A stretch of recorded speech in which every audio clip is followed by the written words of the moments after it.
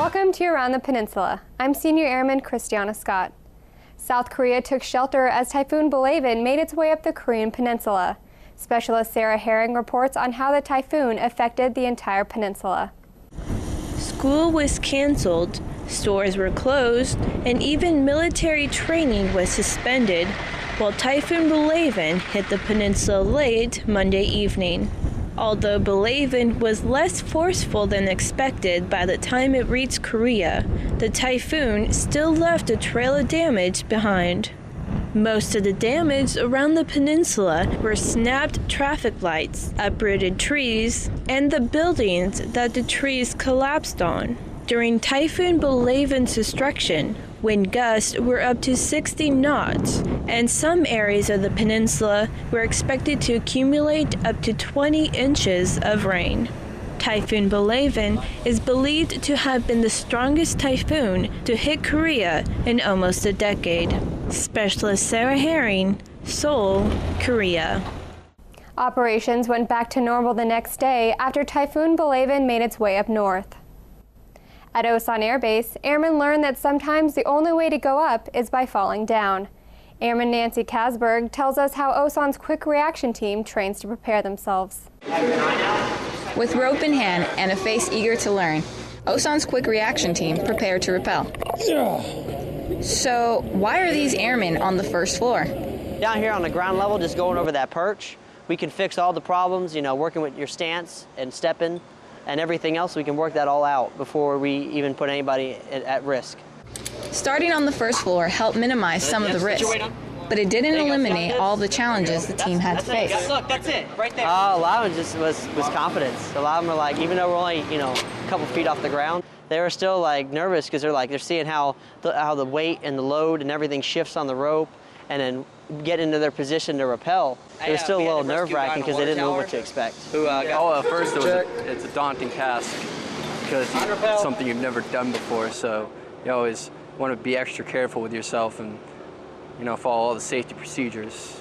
Even though these guys are the best of the best for the 51st Security Forces Squadron, they still have to learn from the ground up. Airman First Class Nancy Kasberg, Osan Air Base, Korea. Does anybody else want to go again?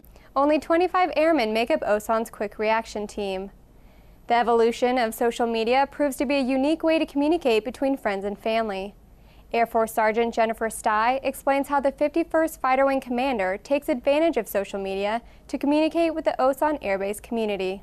The 51st Fighter Wing took the opportunity to use social media to their advantage by conducting a town hall meeting on Facebook. Colonel Patrick McKenzie, the commander of the 51st Fighter Wing, sits down in front of Facebook and embraces this new way of connecting with the Osan Air Base community. It makes me feel young, I guess. No, it's good. I understand that today's generation is connected through Facebook and other social media, so it's a great way. If I truly want to connect with the young airmen, I've got to go to their playing field, and social media is the way to do that. So I find it fun, entertaining, and a great way to get information out. The followers used Facebook as a tool to voice their concerns, ranging from crosswalks to chow halls to living conditions. I think what we do is we just say, hey, we offer them. We got a lot more questions than I anticipated, and they're good questions. We got some action items out of them that we'll take and we'll work. At the end of the day, we want to make Osan the best it possibly can be, and to do that, we've got to get the input from the community. Today was a great way of doing that, and overall, I'm very happy with it. We'll probably see more of this. Using Facebook to conduct the town hall meeting gives anyone with a Facebook account the opportunity to be heard. It also gives those who aren't available at the time of the meeting a chance to see all the questions at a later time. Air Force Staff Sergeant Jennifer Stye, Osan Air Base, Korea. Osan Air Base's Facebook page has over 1,700 likes, so it's a great way to get the word out to the base community. When the job of head coach for the Daegu High School football team became available, one man knew it was the opportunity he'd been waiting for. Army Sergeant Carlos Gonzalez introduces us to a Missouri native who is at the head of the football program. In 2007, the Daegu Warriors received a new head coach who turned around their football program. We won our first football game right out here on this field, and I had a core of seniors that were four-year players who had never won a football game. And afterwards they were out here and they were crying. They just couldn't believe that they won a football game. Coach Walter attributes the change in the football program to his coaching staff, along with the tenacity and teamwork of his players. The football program is now competitive in the Far East Small School Division. Kind of neat to see the culture change from never winning a game to winning 2 championships. No boys team in any sport had won a Far East championship in 22 years. Can we hit squad on 3? 1, 2, 3, hit squad! There are 25 players on the Far East Division's smallest football team, most playing for Coach Walter on both sides of the ball. Playing for Coach Walters has really shown me a lot of things, mostly hard work and dedication on and off the field. Coach Walters is the chief of our tribe, and without the chief, the tribe doesn't thrive. Coach Walter is also a special education instructor and the athletic director for Daegu High School. Army Sergeant Carlos Gonzalez, Camp Walker, Korea. The Daegu Warriors won the Far East Division II championship in 2010 and 2011. This season, they will try for their 3rd straight small school division title. Being stationed overseas, it's not as easy to catch the latest American movie blockbusters. Army Sergeant Keith Burghardt watched one Korean national splice his work with bringing American entertainment to Yongsan. Passing through South Post on USAG Yongsan, you can catch a flick at the movie theater. But what does it take to put a taste of home on the big screen? One man keeps the film rolling. Sung-Kil Yu. Basically, my job is to play the movies to the audience. When the films first get here, they're not organized. So I take all the reels and put them together to one movie film and play them in the projector. And he doesn't take his work lightly. I feel proud of myself being a projectionist. Comparing to other theaters, our theater machines are one of the best. And there are only 2 people who can operate these machines in Yongsan.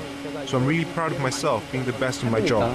But polishing his craft didn't happen overnight. I didn't know much about movie projection, so I had to spend 6 months training on the real situation. And a former projectionist told me to get a license regarding movie projection. I studied for about 1.5 years to get a license. After that, I started my career as a movie projectionist. Working behind the scenes, keeping the film rolling, and taking pride in his work, Mr. Yu brings Yongsan a slice of Americana, one reel at a time. Army Sergeant Keith Burghardt, Yongsan, Korea. Mr. Yu has worked as a projectionist at the Yongsan Movie Theater for over 8 years. The musical Fantastic combines traditional Korean music with modern pop for a true cultural experience. Katusa Private Minkyu Bae reports. Musical Fantastic is a non-verbal play driven by traditional Korean instruments, which involves both percussion and strings. It's a fun show for people of all ages to enjoy. This musical takes place at Gyeongyang Art Hill near Seodaemun Station. The performances are held at 5 in the evening and 8 at night, 7 days a week.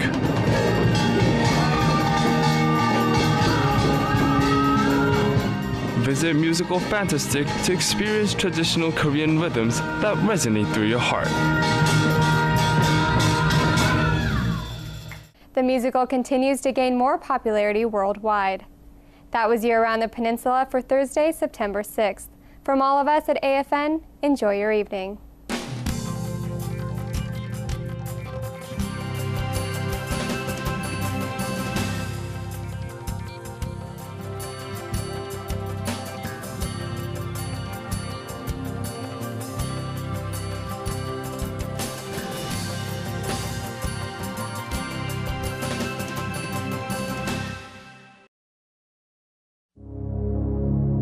It takes soldiers watching after soldiers.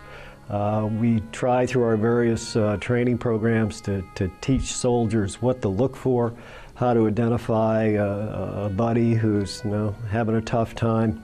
The best thing that can happen is have leaders involved at every unit level on up and make sure that soldiers care about each other. That kind of human initiative.